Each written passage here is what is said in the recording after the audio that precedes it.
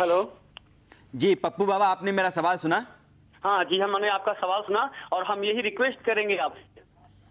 मैं आपसे रिक्वेस्ट करता हूँ जी कि आप स्वयं आकर के, आपने कहा है पप्पू बाबा के ऊपर आप इल्जाम लगा रहे हैं, आप उसको आकर के स्वयं अपनी आंख से देखें और कान से सुने। पप्पू बाबा, मैं इल्जाम नहीं लगा रहा हूं, मैं बल्कि आपको यह चेतावनी दे रहा हूं कि समाज का हिस्सा होने के नाते यह काम गैर कानूनी है, अपराध कर रहे हैं आप वैसे लोगों को, जो दुखी लोग हैं, जो गरीब लोग हैं, अपर लोग हैं, उनको आपने अपने भुलावे झांसे में फांस रखा है और उनकी गंभीर बीमारियों के लिए आप अपने पास खींचते हैं, ना कि डॉक्टर के पास जाने देते हैं, और वो उनकी जिंदगी खतरे में है और इस खतरे से आप रोज खेल रहे हैं। जी, आपने ये बात कही है कि मैं अपने उन लोगों को पैसा दे करके तैयार कर देता हूं और वो जिस तरीके से मैं कहूं वैसा बोलेंगे। आप इसको आकर के खुद जांच करें और स्वयं देखें इस बात को। पप्पू बाबा, हमारी टीम आपके पास आएगी, लेकिन उससे पहले मैं आपसे फिर एक बार गुजारिश करूंगा कि आप कम से कम इस तरह के धंधे को बंद कीजिए। रोजी रोटी के लिए आपने जिंदगी में बहुत सारे धंधे किए, आपने ठेला खोला, अंडा बेचा, आप जिंदगी में बहुत सारा काम कर सकते हैं। अपने पुरुषार्थ पर भरोसा कीजिए। आप भगवान का नाम लेकर के और भगवान की आड़ में आप समाज को धोखा दे रहे हैं, यह सरासर गलत है। जी, ये मेरा धंधा नहीं है, ये ईश्वर का काम है। तो फिर आप पैसे क्यों लेते हैं? आप साड़ी क्यों लेते हैं? आप चढ़ावा क्यों लेते हैं? बोलिए ना कि नमस्कार, कोई जरूरत नहीं है, मैंने आपकी सेवा की, मुझे पैसा मत दीजिए, साड़ी मत दीजिए, चढ़ावा मत दीजिए, आप जाइए।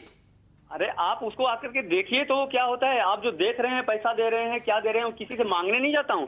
कोई 10, 5 रुपया, 1 रुपया, 2 रुपया डाल देता है दान में, तो कोई। इसके अलावा आप क्या करते हैं बाबा? जी, अपना घर परिवार चलाने के लिए आप क्या करते हैं? कुछ नहीं। आप सिर्फ और सिर्फ यही करते हैं ना? हेलो, मैं ये कह रहा हूं कि अपना घर परिवार चलाने के लिए आपके पास कोई दूसरा धंधा है? जी हाँ। क्या करते हैं आप? जी, हमने जानवर भी और दे रखे हैं और शुरू से मैंने जानवर पालन भी किया है। भैंस भी पाली, गाय भी पाली, बकरी भी पाली सर। तो अब क्या पाल रहे हो?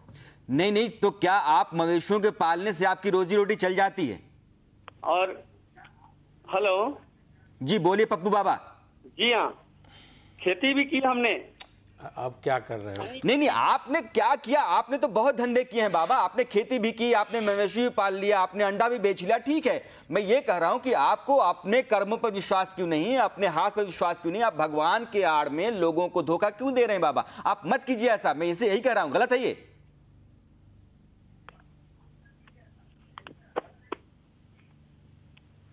अभी मैं आपसे क्या पूछूं, क्या गलत है? क्या आप एकदम उसको राइट बताइए कि क्या गलत है, हम क्या गलत कर रहे हैं। मुझे लगता है कि आपको मेरी बात समझ में नहीं रहा है पप्पू बाबा, लेकिन जो लोग आपके यहाँ आते हैं और जिस तरह से आते हैं, जिस तरह से आप इलाज करते हैं, जिस तरह का दावा करते हैं, जिस तरह से उनको विश्वास दिलाते हैं, वो खतरनाक है। मैं आपको कह रहा हूं कि आप जिंदगी के साथ खिलवाड़ कर रहे हैं, समाज को अंधविश्वास के दलदल में धकेल रहे हैं। आप वह कर ही नहीं रहे हैं जो देश का नागरिक होने के नाते, समाज का समाजी होने के नाते एक आदमी को करना चाहिए। आप दरअसल फरेब कर रहे हैं और उस फरेब को मानने से इनकार भी कर रहे हैं आप। नहीं सर, तो आप ही बताइए, हम एक नागरिक होने के नाते हम अपने देश के लिए और कैसे क्या करें? आप सज्जन बन जाइए। आप भगवान के लिए, उसी यीशु के लिए जिस यीशु की शक्ति के जरिए आप लोगों का इलाज करने का दावा करते हैं, आपको उसी का हवाला देकर मैं कहता हूं आपसे कि आप वो धंधा बंद कीजिए, आप कोई दूसरा कारोबार कीजिए, आप अपनी आमदनी के लिए कोई दूसरा रोजगार कीजिए, लेकिन आप इससे बाज आइए। ये गलत है और 1-2 आदमी की जिंदगी नहीं है, इसमें हजारों लोगों की जिंदगी है, वो भी गांव के भोले भाले लोगों की जिंदगी। क्योंकि राणा साहब, ये अपने बच्चों को पढ़ाएंगे कहाँ से? प्राइवेट बच्चों, अपने बच्चों को प्राइवेट स्कूल में पढ़ा रहे हैं, अपने 6 बच्चे लेकर के इनको वो कर रहे हैं। इनको गांव के जो भोली भाली जनता को वो नहीं दिखाई दे रहा है कि वो 2 रुपया भी डाल रहा है तो इनको वो क्यों ले रहे हैं? यीशु का अगर नाम ले रहे हैं तो आप प्रेम बांटो, सौहार्द बांटो, अपने सबसे कहो अपना काम करो। ये इस तरह से समाज का आप, और एक बाबा नाम ले लिया और अपनी ढपली बजा रहे हैं आप, क्योंकि पहले ढपली आपकी बजी नहीं है, अब आपका धंधा चल गया तो ढपली बजने लगी। तो यीशु का नाम भी आप बदनाम कर रहे हैं। अब तो आप तो बदनामी आदमी हैं, लेकिन पता नहीं कानून के पास ऐसा कोई शिकंजा है ही नहीं कि इनका सब कुछ होकर के कुछ नहीं हो रहा है। उत्तर प्रदेश सरकार को भी या केंद्र सरकार को भी अंधविश्वास निर्मूलन कानून एक लाना चाहिए महाराष्ट्र की तर्ज पे, और ऐसी चीज़ों को सीधे सीधे जो है गैर कानूनी घोषित करना चाहिए। इसमें धर्म का सहारा नहीं लेना है, क्योंकि धर्म के नाम पे फिर जो है अलग अलग किस्म के। नहीं पप्पू बाबा, मैं एक बार जरूर चाहूंगा कि आप हमारे चैनल पर यह ऐलान करें कि आप कसम खाते हैं कि आज के बाद आप इस तरह का धंधा नहीं करेंगे। सर, एक बात मैं आपको बताना चाहूंगा, जी बोलें। यदि ये गलत धंधा है, गलत काम है, तो आप बताएं हम सही क्या करें? या आपको गलत दिखता है?